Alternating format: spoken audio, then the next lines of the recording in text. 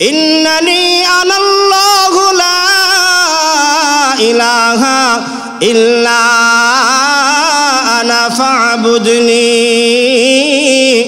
ওয়া আকিমিস সালাতা লিযিকরি। আল্লাহু আকবার। ও মুসলমান, এই আয়াতের মধ্যে এসে উমর বারবার তেলাওয়াত করেন, ইন্নানি আনাল্লাহ, নিশ্চয় আমার আল্লাহ। এবার একটা জবানও বন্ধ রাখবেন না, বলুন আমাদের রব একমাত্র কে? হযরতে উমর বলেন, আমি যখন বলি ইন্নানি আনাল্লাহ, আমার রব আল্লাহ, লা ইলাহা ইল্লা আনা ফা'বুদনি, তিনি ছাড়া কোনো মাবুদ নাই, তিনি ছাড়া কোনো ইলাহ নাই। এই অন্তরের ভিতরে যখন ধাক্কাটা লেগে গেল, এবার উমর বলেন, আমার চোখের পানি আমি আর ধরে রাখতে পারি না, আমি এবার অজস্র কান্না করতে করতে বোনের হাতের মধ্যে ধইরা বলি, বোন, তোকে আঘাত করেছি, আমাকে ক্ষমা করে দে, তোরে আমি আঘাত করেছি, ক্ষমা করে দে, আর দেরি করিস না, এই মুহূর্তে আমাকে নিয়ে চল মুহাম্মদের দরবারে। যেই তলোয়ার দিয়া মুহাম্মদকে আঘাত করতে চাইছিলাম আর মুহাম্মদকে আঘাত করতে চাই না, ওই তলোয়ার দিয়া আমি আমার মাথায় আঘাত করতে চাই, আমাকে নিয়ে চলো মুহাম্মদের দরবারে। যিনি আল্লাহর কালাম সেই ঘরের ভিতরে শিক্ষা দিয়েছিলেন, হযরতে খাব্বাব খাটের নিচে ছিলেন, বের হয়ে বলতেছেন, উমর শুনে রাখো, গত রাত্রিতে আল্লাহর পয়গম্বর দোয়া করেছেন, সেই দোয়া কবুল হয়ে গেছে, চলো আমরা তোমাকে নিয়ে মুহাম্মদের দরবারে চলে যাই। জুড়ে বলেন সুবহানাল্লাহ। আল্লাহর পয়গম্বর এরকম ভাবে 4 জন 5 জন 6 জন 7 জন একে একে কালেমা পড়ে মুসলমান হয়ে যায়। মুসলমানদের সংখ্যা এবার বাড়তে আরম্ভ করলো। আল্লাহ তাআলা জানায় দিলেন, এবার আপনার আর গোপনে কালেমার দাওয়াত দিতে হবে না। وأنذر عشيرتك الأقربين। নবীজি, এবার আপনি ওপেন মানুষের সামনে কালেমার দাওয়াত দিবেন। এবার আপনি যাকে পাবেন তাকে কালেমার দাওয়াত দিবেন। এবার নবীজি বারবার সাহাবায়ে কেরাম সহ বেদিন বেঈমানদেরকে কালেমার দাওয়াত দেন। ওইদিকে আবু জেহেলের মাথা গরম হয়ে গেল। আবু জেহেল কি করবে কি না করবে তার মাথায় কাজ করে না। একদিন একটা দারুণ নদওয়ার বৈঠকের মধ্যে সিদ্ধান্ত গ্রহণ করলো, মুহাম্মদের কালেমার দাওয়াত থেকে বিরত করতে পারলে তোমাদেরকে পুরস্কৃত করা হবে।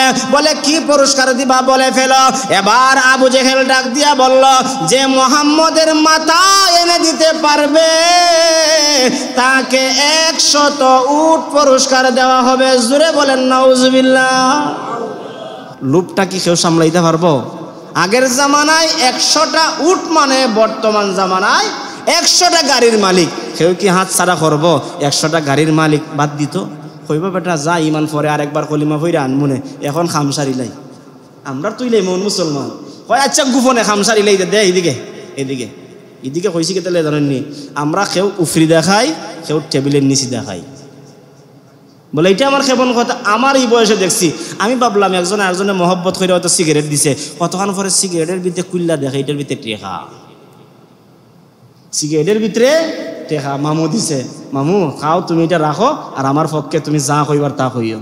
আচ্ছা, এই যে কাজটা করলো, এ কি দুনিয়ার মানুষের কাছেও সমালোচনার পাত্র হইল, আখিরাতেও আল্লাহর দরবারে আসামির কাঠ গড়ায় সে জবাবদিহি করতে হবে, এছাড়া আল্লাহর কাছ থেকে বাঁচতে পারবে না।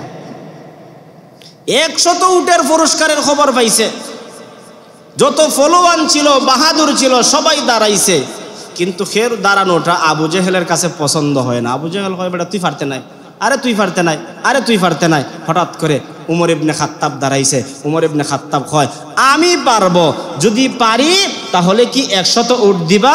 প্রতিজ্ঞা করো। আমার এই হাতে নাঙ্গা তলোয়ার আছে, এই নাঙ্গা তলোয়ার দিয়া মুহাম্মদের মাথা এনে দিব এত সময়ের ভিতরে। আচ্ছা ঠিক আছে, সিগনেচার করলাম, 100 উট তুমি পাইবা। এই কথা শোনার পরে উমর ইবনে খাত্তাব তলোয়ার হাতে লইয়া আল্লাহর নবীর মাথা আনার জন্য বের হয়েছে। নাউজুবিল্লাহ কইতা নাই। রাখে আল্লাহ মারে খে, একটা কথা কয় না আমাদের সমাজে, আর মারে আল্লাহ রাখে খে। আল্লাহ যদি কেউরে মারতে চায়, দুনিয়ার কেউ তারে বাঁচাইতে পারবে না। আর আল্লাহ যদি কেউকে বাঁচাইতে চায়, দুনিয়ার কোনো মানুষ তাকে মারতেও পারবে না। উমর রাদিয়াল্লাহু তাআলা আনহুর আরেকটা বিষয়ে বলি, আল্লাহর নবী সবসময় দোয়া করতেন, হে আল্লাহ, আবু জেহেল ইবনে হিশাম অথবা উমর ইবনে খাত্তাব দুইজন থেকে একজনকে ইসলামের ছায়াতলে এনে ইসলামটারে শক্তিশালী করে দেন, ইসলামটাকে আপনি আরো মজবুত করে দেন, যাতে করে বাতিলটা মোকাবেলা করতে না পারে। আল্লাহ তাআলার দরবারে দোয়া করছেন। নবী বদদোয়া করলেও বদদোয়া কবুল হয়, দোয়া করলেও দোয়া। আরে আমার নবী তো এমন নবী, যেই নবী ইশারা দিলে চন্দ্র দ্বিখণ্ডিত হয়। আমার নবী তো এমন নবী, ওই একটা বেদিনকে বলছেন তুই কুকুরের চাইতে নিকৃষ্ট, সে কুকুরের চাইতে নিকৃষ্ট হয়ে গেছে। আমার নবী তো এমন নবী, এমন বেদিন বেঈমানকে বলছেন তুই তো জারজ সন্তান, তুই গালিগালাজ করস। এবার দেখা যায় ওই জারজ সন্তান বাহাদুর তার মাকে জিজ্ঞাসা করে, মা আমি কি সত্যি জারজ সন্তান, আমার বাবার পরিচয়টা কি? এবার মা বলতেছে, ঠিকই আছে রে সন্তান, তুই জারদ, তোর বাবাকে আমি নিজেই জানি না। আমার নবী এমন ব্যক্তি ছিলেন যিনি সব কিছু টার্গেট করে বলে দিতে পারতেন। বেদিন বেঈমানদেরকে এরকম ভাবে টার্গেট করে এমন তীর নিক্ষেপ করতেন যেটা বাস্তবে রূপান্তরিত হয়ে যেত। আমার নবী দোয়া করেছেন, আল্লাহ দোয়া কবুল করে নিছে। এই দোয়াটা কবুল হয়ে গেল। আবু জেহেলের দিকে কবুল না হয়ে কবুল হলো উমরের দিকে। কেন উমরের দিকে হলো এই কথাটাই বোঝার জন্য বলতেছি। উমর রাদিয়াল্লাহু তাআলা আনহু 100 উটের পুরস্কারের বিনিময়ে তিনি তলোয়ার হাতে নিয়ে বের হইলেন। আল্লাহর নবীর মাথা আনবেন, বাহাদুরের মতন ফলওয়ানের মতন বের হইলেন। বের হওয়ার পরে এক বন্ধুর সাথে সাক্ষাৎ হয়ে গেল। বন্ধু জিজ্ঞাসা করলো, কোথায় যাচ্ছ? বলে, আমি তো যাচ্ছি মুহাম্মদের মাথা আনার জন্য। যেই সাহাবীর সঙ্গে সাক্ষাৎ হয়েছে, সাহাবীর নাম হলো নাঈম বিন আব্দুল্লাহ। নাঈম বিন আব্দুল্লাহ বলেন, তুমি যাচ্ছ কোথায়? বলে, মুহাম্মদের মাথা আনার জন্য। বলে, মুহাম্মদের মাথা আনবা পরে আগে তোমার গড় সামলাও। মুহাম্মদের মাথা আনবা পরে আগে তোমার গড় সামলাও। বলে, গড় কি তৈছে? বলে, তোমার বোন আর ভগ্নিপতি গত রাত্রে কালেমা পরে মুসলমান হয়ে গেছে। আচ্ছা, এখন যে পাওয়ার নিয়ে গেছিল পাওয়ারটা থাকবো নি? পাওয়ারটা একটু কমে গেছি গা। হয় কিতা কস তুই? বলে, আশাই হয়েছি, বিশ্বাস না হইলে এই মুহূর্তে পরীক্ষা করে দেয়। এবার ওমর ইবনে খাত্তাব নবীর দরবারে না গিয়া বোনের বাড়িতে চলে গেল। বোনের বাড়িতে যাইয়া এবার করাঘাত করলো বোনের দরওয়াজার মধ্যে। বোন, আপনি দরজাটা খুলুন। বোন দরজা খুলে না, বিলম্ব করতেছে। উমর রাগান্বিত হচ্ছে। উমর রাগান্বিত হয়ে বলে, এই মুহূর্তে দরজা না খুললে দরজা ভেঙে ঘরের ভিতরে প্রবেশ করব। ইতিহাসের কিতাবের মধ্যে লেখা হয়, বিলম্ব হওয়ার পিছনে 1 নাম্বার কারণ হলো ওই ঘরের ভিতরে হযরতে ফাতেমা অর্থাৎ উমরের বোন এবং ভগ্নিপতি দুজন আল্লাহর কালামের সূরা তাহা হযরতে খাব্বাব রাদিয়াল্লাহু তাআলা আনহুর মাধ্যমে শিক্ষা গ্রহণ করতেছিলেন। কি শিক্ষা গ্রহণ করতেছিলেন? আল্লাহর কালামের সূরা তাহা। এখন তো বান্ডিং আকারে আমরা কোরআন শরীফ পাইছি, তারপরেও আমরা কি করি না? পড়ি না। সাহাবীদের জামানায়, নবীর জামানায় এরকম ভাবে বান্ডিং আকারে কোরআন শরীফও ছিল না। কোনো অক্ষর, কোনো আয়াত পাথরে লেখা ছিল, কোনো আয়াত, কোনো সূরা এরকম ভাবে চামড়ার মধ্যে লেখা ছিল।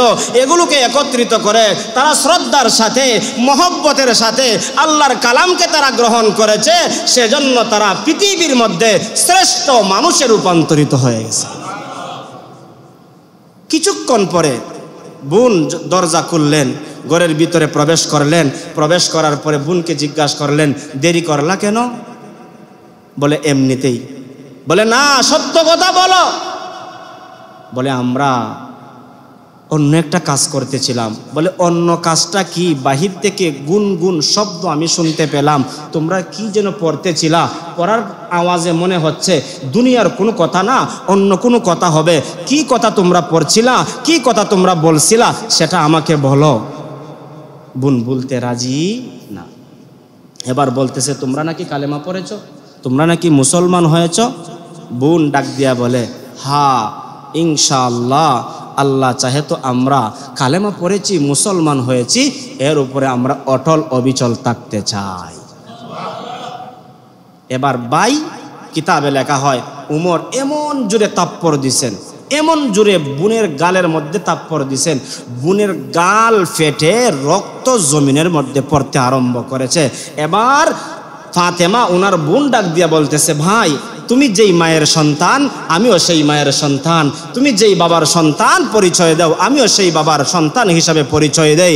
তুমি বাহাদুর ভাই হিসাবে দেখাইতে পারো, আমি বাহাদুর বোন হিসাবে দেখাইতে পারি। শুনে রাখো, ওই জাতের কসম যেই জাত রব্বে কারিম আমাকে ইসলামের ছায়াতলে এনে দিয়েছে, জীবন যায় যাইতে পারে, আমাকে আঘাতের পর আঘাত করতে পারো, একটা মুহূর্তের পয়গম্বর মুহাম্মদ আরবি দোয়া করেছিলেন, আল্লাহর দরবারে দোয়া কবুল। 2 নম্বরে এবার কোরআন তেলাওয়াতের দাগ কাটা বাইর অন্তরে লাগছে, যে তারা যে তেলাওয়াত করে এই তেলাওয়াতের দ্বারা তাদের অন্তরের ভিতরে এরকমভাবে একটা কি হয়ে গেল, আকর্ষণ হয়ে গেল। তার মানে বোঝা যায় এটার ভিতরে এত আকর্ষণ আছে, মহব্বত আছে। এই মহব্বত কি দ্বারা হইল, কিভাবে হইল আমার জানা দরকার, আমার বোঝা দরকার। আচ্ছা বোন, ঠিক আছে, তোমরা যে তেলাওয়াত করছো তেলাওয়াতের কাগজগুলো আমারে দেখাও। এবার বোন দেখাইলেন, দেখো আমরা এটা পড়ি, কিন্তু এটা তোমার হাতে দেওয়া যাবে, কারণ তুমি অপবিত্র। তুমি কি ইসলামের গণ্ডির বাহিরে যারা আছে তারা পবিত্র নয়, তারা সবাই অপবিত্র। আর ইসলামের গণ্ডির ভিতরে যারা আছে সবাই পবিত্র। আর পবিত্রদের সম্মান আল্লাহর কাছেও বেশি, দুনিয়ার মানুষের কাছেও বেশি। এবার ফাতেমা ডাক দিয়া বলেন, ভাই আপনি যদি সেই কালাম, সেই কথা, কাগজটা আপনার হাতে নিতে চান তাহলে আপনাকে পবিত্রতা অর্জন করতে হবে। এবার আপনাদের কাছ থেকে জিজ্ঞাসা করতে চাই, পবিত্র হওয়ার সিস্টেম পদ্ধতি ইসলামে আছে না নাই?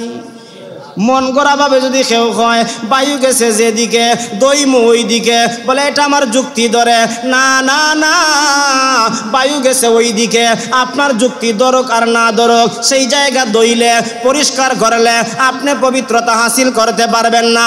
আপনার পবিত্রতা হাসিল করতে হলে ইসলামের গণ্ডির ভিতরে আসো। ইসলাম আপনাকে যা যা পবিত্রতা অর্জনের জন্য দৌত করতে হয়, মাসে করতে হয়, সেটা করলে আপনি পবিত্রতা হতে পারবেন। এছাড়া যতই আপনি গোসান না কেন সাবান দিয়া আর জাল দিয়ে আপনি পবিত্র হতে পারবেন। মনে করেন, উদাহরণ দেই, একজন পুরুষ মানুষ অথবা নারী মানুষ, তার শরীরটা নাপাক হয়ে গেছে, শরীরটাও পবিত্র। এবার পবিত্র হওয়ার জন্য পুকুরে লাইমা বারবার ডুব দেয়, কিন্তু পবিত্রতা হতে পারবে না। পবিত্রতা হাসিল করতে হলে গোসলের ফরজ আমাকে আদায় করতে হবে। গোসলের ফরজ ছাড়া একটা মানুষ যেরকম ভাবে পবিত্রতা হাসিল করতে পারে না, এরকম ভাবে একজন মানুষ যখন নামাজ পড়বে, নামাজ পড়তে গেলে তার যেরকম ভাবে তায়াম্মুম করতে হয়, তার যেরকম ভাবে উযু করতে হয়, উযুবিহীন যেরকম ভাবে সে পবিত্রতা হাসিল করতে পারে না, ঠিক তেমনি ভাবে ইসলামের গণ্ডির ভিতরে কেউ আসতে হলেও তার পবিত্রতা হাসিল ছাড়া সে ইসলামের গণ্ডির ভিতরে আসতে পারে না। বোন ডাক দিয়া বললেন, অপবিত্রতার হাতে তোহা শব্দটা দেওয়া যাবে না, কাগজটা দেওয়া যাবে না। বলে কি করতে হবে? আগে পবিত্রতা হাসিল করতে হবে। এবার উমর পবিত্রতা হাসিলের জন্য চলে গেলেন, পবিত্রতা হাসিল করে ঘরের ভিতরে আসলেন। এবার আসার পরে বোন পায়ের কাছে কাগজটা ধরায় দিলেন।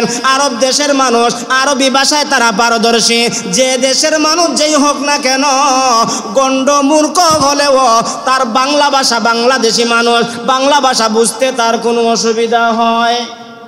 আরব দেশের মানুষ, তিনি আবার শিক্ষিত মানুষ, আরবি ভাষা সম্পর্কে তিনার একটা জ্ঞান আছে। তাহা পাইয়া তিনি তেলাওয়াত করতে আরম্ভ করলেন, তাহা মা আনজালনা আলাইকাল কুরআন লিতাশকা ইল্লা তাযকিরাতাল লিমান ইয়াখশা তানজিলাম মিম্মান খালাকাল আরদা ওয়াস সামাওয়াতিল উলা। এরকম ভাবে সূরা তাহা তেলাওয়াত করেন, একটা জবানও বন্ধ রাখবেন না। কুরআনুল কারীম তেলাওয়াত করলে অন্তরের ভিতরে শান্তি দান করেন কে? এটা আমার কথা নয়, আমার আল্লাহ তাআলা সূরা আনফালের মধ্যে বলেন, ওয়া ইযা তুলিয়াত আলাইহিম আয়াতুহু যাদাতুহুম ঈমানা। মুমিন যখন আল্লাহর কালাম তেলাওয়াত করে তার ঈমানের পাওয়ারটা বেড়ে যায়। ও মুমিন মুসলমান, তোমার অন্তরে যদি কোনো কষ্ট থাকে, তোমার অন্তরের ভিতরে যদি কোনো ব্যথা থাকে, আল্লাহর কালাম তেলাওয়াতে বসে যাও। আল্লাহর কালাম আপনার অন্তরটাকে এত শীতল করে দিবে, এত ঠান্ডা করে দিবে, যা পৃথিবীর কোনো মানুষ আপনার অন্তরটা এরকম ভাবে শীতল করতে পারবে না। আল্লাহর পয়গম্বর সাল্লাল্লাহু আলাইহি ওয়াসাল্লাম বলেন, এই কালামটা দুনিয়ার মানুষের কোনো কথা নয়, এটা হলো আমার আল্লাহর কথা, এটা হলো আল্লাহর কালাম। আল্লাহর কালাম যে যত বেশি পড়বে আমার আল্লাহ তাআলা ওই মানুষটার সম্মান আর মর্যাদা পৃথিবীর সবচাইতে বেশি দামি বানায়া দিবে। কোরআন যে যত বেশি পড়বে তার সম্মান বাড়ায়া দিবে। এটা আল্লাহ তাআলা তো বলেছেন, আল্লাহর হাবিব মুহাম্মদুর রাসূলুল্লাহ বলেন, খায়রুকুম মান তাআল্লামাল কুরআনা ওয়া আল্লামা। পৃথিবীর মধ্যে সর্বশ্রেষ্ঠ উৎকৃষ্ট মানুষ হলো ওই ব্যক্তি যে কোরআন মাজিদ তেলাওয়াত করে এবং কোরআন মাজিদ শিক্ষা দেয়। বলুন তো দেখি, যে শিক্ষা দিল তারও সম্মান বাড়ায়া দিলেন কে? যে শিক্ষা গ্রহণ করলো তার সম্মানও বাড়াইয়া দিল কে? এজন্য আয়াতের ব্যাখ্যায় মুহাদ্দিসিনে কেরাম বলেন, আপনি শিখনেওয়ালা হয়ে যদি মরতে পারেন, তালিবুল ইলম হয়ে যদি আপনি মরতে পারেন, আপনার দুনিয়া থেকে মারা যাওয়ার সঙ্গে সঙ্গে আল্লাহ কোরআন প্রেমিকদের সঙ্গে তোমাকে জান্নাতের মেহমান বানাইয়া দিবে। এজন্য উমর আল্লাহর কালামের সূরা তাহা এই পড়তেছেন, পড়তে পড়তে একটা আয়াতের মধ্যে আসছেন, ইন্নানি আনাল্লাহ, ইন্নানি আনাল্লাহু লা ইলাহা ইল্লা আনা ফা'বুদনি ওয়া আকিমিস সালাতা লিযিকরি। আল্লাহু আকবার। মুসলমান, এই আয়াতের মধ্যে এসে উমর বারবার তেলাওয়াত করেন, ইন্নানি আনাল্লাহ, নিশ্চয়ই আমার আল্লাহ। এবার একটা জবানও বন্ধ রাখবেন না, বলুন আমাদের রব একমাত্র কে? হযরতে উমর বলেন, আমি যখন বলি ইন্নানি আনাল্লাহ, আমার রব আল্লাহ, লা ইলাহা ইল্লা আনা ফা'বুদনি, তিনি ছাড়া কোনো মাবুদ নাই, তিনি ছাড়া কোনো ইলাহ নাই। এই অন্তরের ভিতরে যখন ধাক্কাটা লেগে গেল, এবার উমর বলেন, আমার চোখের পানি আমি আর ধরে রাখতে পারি না, আমি এবার অজস্র কান্না করতে করতে বোনের হাতের মধ্যে ধইরা বলি, বোন তোকে আঘাত করেছি, আমাকে ক্ষমা করে দে, তোরে আমি আঘাত করেছি, ক্ষমা করে দে, আর দেরি করিস না, এই মুহূর্তে আমাকে নিয়ে চল মুহাম্মদের দরবারে। যেই তলোয়ার দিয়া মুহাম্মদকে আঘাত করতে চাইছিলাম আর মুহাম্মদকে আঘাত করতে চাই না, ওই তলোয়ার দিয়া আমি আমার মাথায় আঘাত করতে চাই, আমাকে নিয়ে চলো মুহাম্মদের দরবারে। যিনি আল্লাহর কালাম সেই ঘরের ভিতরে শিক্ষা দিয়েছিলেন, হযরতে খাব্বাব খাটের নিচে ছিলেন, বের হয়ে বলতেছেন, উমর শুনে রাখো, গত রাত্রিতে আল্লাহর পয়গম্বর দোয়া করেছেন, সেই দোয়া কবুল হয়ে গেছে, চলো আমরা তোমাকে নিয়ে মুহাম্মদের দরবারে চলে যাই। জুড়ে বলেন সুবহানাল্লাহ। বোনের অন্তরটা এবার খুশি হয়েছে না বেজার হয়েছে? এবার খাব্বাব দিয়ে খাটের নিচে আসলেন, যিনি শিক্ষা দিয়েছিলেন, ডরাইয়া, কারণ উমরের সবাই ডরায়, আরে মানুষে ডরাইব দূরের কথা, শয়তানে পর্যন্ত ডরায়। হে ডরায়, শয়তানে পর্যন্ত ডরায়। উমরের নাম উনলে পরে শয়তান খালি বায়ু সাইরা সাইরা যায়, আর কয় বাবা উমর যে রাস্তায় যায় আমি ওই রাস্তা দিতাম না। আরে এই উমরের মর্যাদা তো আল্লাহ এত বাড়াইয়া দিয়েছেন। আল্লাহর পয়গম্বর বলেন, ক্বালান নবী সাল্লাল্লাহু আলাইহি ওয়াসাল্লাম, লাউ কানা বাদি নাবিয়্যুন লাকানা উমর। আল্লাহর পয়গম্বর বলেন, আমার পরে যদি কেউ নবী হতো, হতো সেই উমর। কিন্তু নবুয়তের দরওয়াজা বন্ধ থাকার কারণে আল্লাহ উমরের নবী বানাইতেন না। যদি সুযোগ থাকতো, আমার আল্লাহ আমার উমরকে নবী বানাই দিত। এবার নবীজির দরবারে নিয়ে যাওয়া আরম্ভ হয়েছে, নবীজির দরবারে নিয়ে যাওয়া হয়েছে।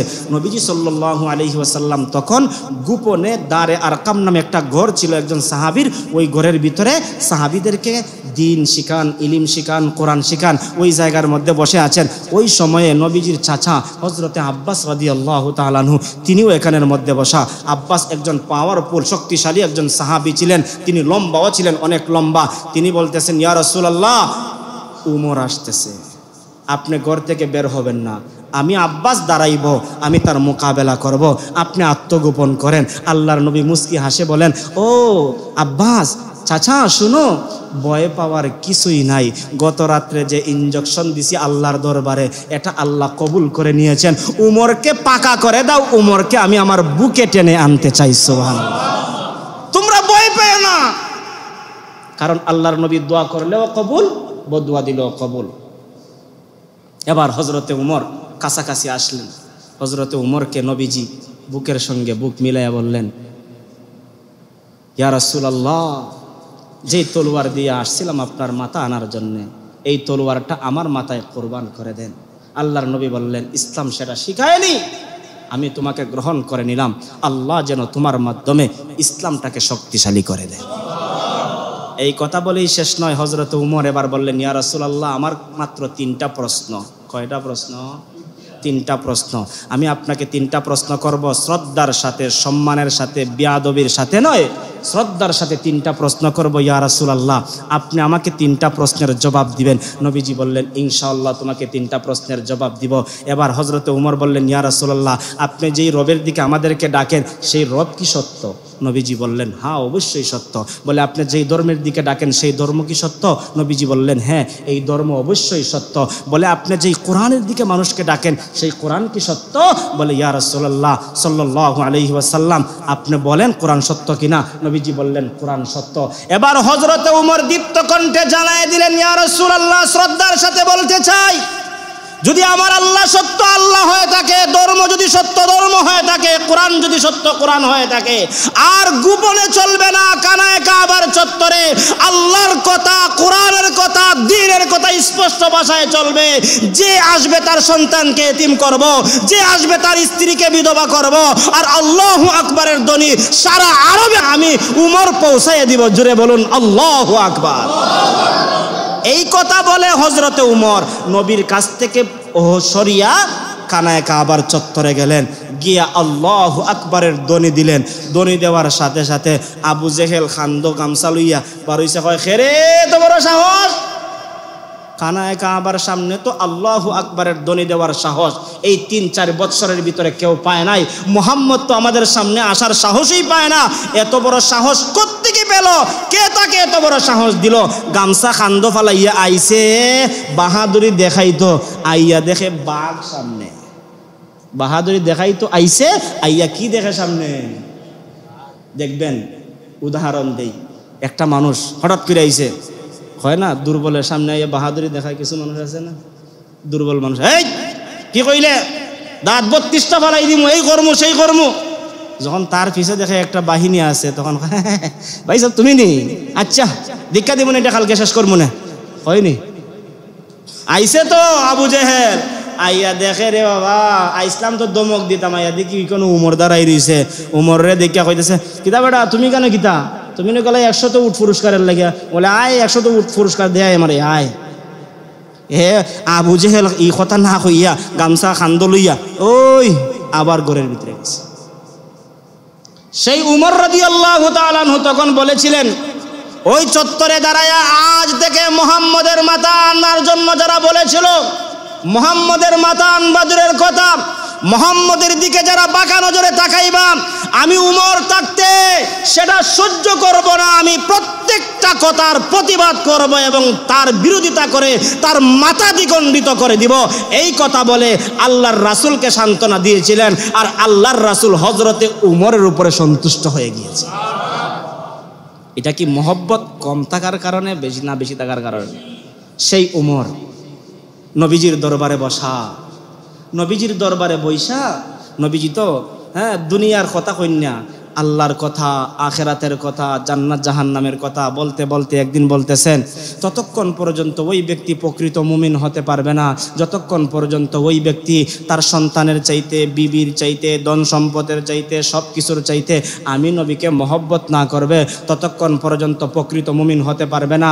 হযরতে উমর রাদিয়াল্লাহু তাআলা আনহু বললেন, ইয়া রাসূলুল্লাহ, আমি আপনাকে মহব্বত করি আমার ছেলে মেয়ের চাইতে, বিবি বাচ্চার চাইতে, ধন সম্পদের চাইতে, আমার স্ত্রীর চাইতে, তবে আমি আমার জীবনের চাইতে না। নবীজি বললেন, তুমি প্রকৃত মুমিন হতে পারো না। এবার হযরতে উমর প্রকৃত মুমিন হতে পারলেন না, মাথাটা নিচের দিকে দিয়া চিন্তা করলেন, চিন্তা করে মাথাটা উঠে বললেন, ইয়া রাসূলুল্লাহ, আমি আমার জীবনের চাইতে আপনি মুহাম্মাদুর রাসূলুল্লাহকে বেশি মহব্বত করি। এই কথা বলার পরে আল্লাহর নবী বললেন, ক্বালান নবী সাল্লাল্লাহু আলাইহি ওয়াসাল্লাম, লা ইউমিনু আহাদুকুম হাত্তা আকুনা হাব্বা ইলাইহি মিন ওয়ালিদিহি ওয়া ওয়ালাদিহি ওয়ান নাসি আজমাইন। আল্লাহর পয়গম্বর বলেন, ওই ব্যক্তি প্রকৃত মুমিন হতে পারবে না যেই ব্যক্তি তার পিতামাতার চাইতে, সন্তান সন্ততির চাইতে, এমন কি নিজের জীবনের চাইতে আমি মুহাম্মাদুর রাসূলুল্লাহকে মহব্বতের পাত্র না বানাইবে, ততক্ষণ পর্যন্ত ওই ব্যক্তি প্রকৃত মুমিন হতে পারবে না। এবার উমর যখন বললেন আমার জীবনের চাইতে বেশি মহব্বত করি, আল্লাহর রাসূল এবার উমরকে আবার বুকের সঙ্গে বুক মিলাইয়া হযরতে উমরকে আল্লাহর নবী প্রকৃত ঈমানদার হিসাবে স্বীকৃতি দিয়েছেন। আমরা নবীর উম্মত দাবি করি, আমরা যদি কই বলে তোর ধন সম্পদের চাইতে নবীর কথাটার একটু প্রাধান্য দে, হ্যাঁ হ্যাঁ হ্যাঁ পারতাম নাই। তোর সন্তান সন্ততির চাইতে আল্লাহর রাসূলের কথাটারে প্রাধান্য দে, হ্যাঁ হ্যাঁ হ্যাঁ পারতাম নাই। নিজের জীবন তো পরের কথা, নিজের জান তো পরের কথা। আমরা দুনিয়াটা, ওই দুনিয়ার সামান্য জিনিসই আমরা নবীর জন্য দিতে পারি না, কিন্তু সাহাবায়ে কেরাম জীবন দিছেন, ধন সম্পদ দিছেন, সব কিছু দিয়া ইসলামটাকে মজবুত করার কারণে আজকে পর্যন্ত ইলামের গাও দিন এসেছে। না হয় তারা যদি ওই জায়গায় রক্ত না ডালতেন, এই মেহনত না করতেন, এই জায়গা পর্যন্ত দিন ইসলাম আসতো না।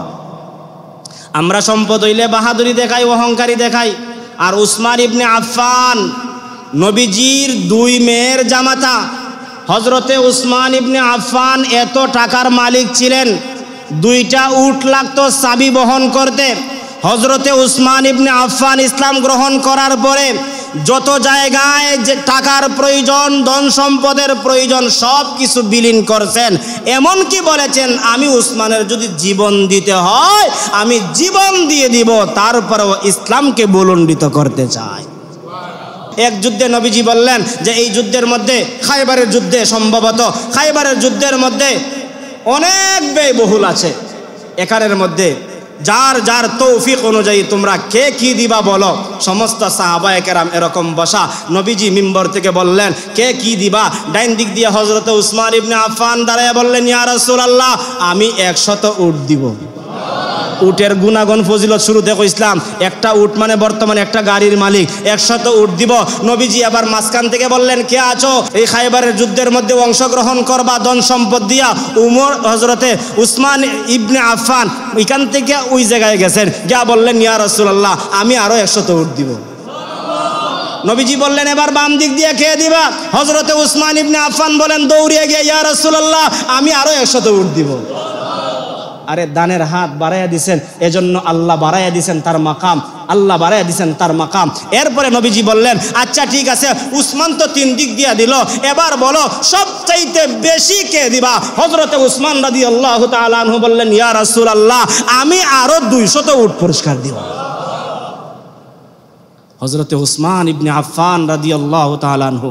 আজকে আমরা মদিনায় যাই, মদিনার মধ্যে সর্বপ্রথম যিনি একটা কুয়া ক্রয় করে মানুষদের সহায়তার জন্য সর্বপ্রথম পানির ব্যবস্থা করে দিয়েছেন, ইতিহাস সাক্ষী হযরতে উসমান ইবনে আফফান রাদিয়াল্লাহু তাআলা আনহু মদিনার মানুষকে পানি পান করার ব্যবস্থা করে দিয়েছেন। আল্লাহু আকবার।